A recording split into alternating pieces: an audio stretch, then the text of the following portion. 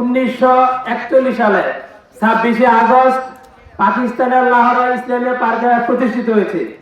আজকে সুদীর্ঘ 85 বছর জামাত ইসলামের রাজনৈতিক সংগঠনের বয়স।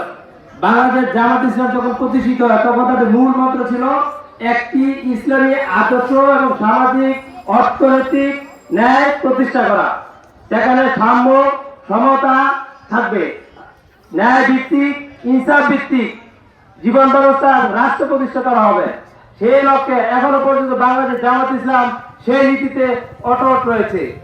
আপনারা জানেন এই ভারত উপমহাদেশে 106টি রাজনৈতিক দল প্রতিষ্ঠিত হয়েছে, তার মধ্যে অনেক রাজনৈতিক দল আজকে বিলুপ্ত হয়ে গেছে।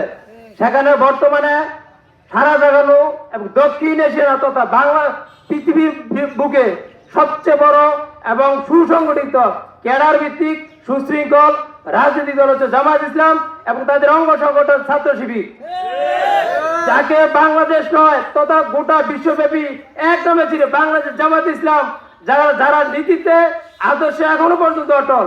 তার একমাত্র কারণ হয়েছে শুধু তাদের যোগ্য সৎ নেতৃত্বের কারণে, যেখানে কোনো অসৎ ব্যক্তির স্থান নাই, যেখানে কোনো দুর্নীতি স্বজনপ্রীতি, যেখানে কোনো মারামারি কাটাকাটি এবং অরাজকতার কোনো স্থান নাই। যাই হোক, আমি কথা বিকৃত করবো না।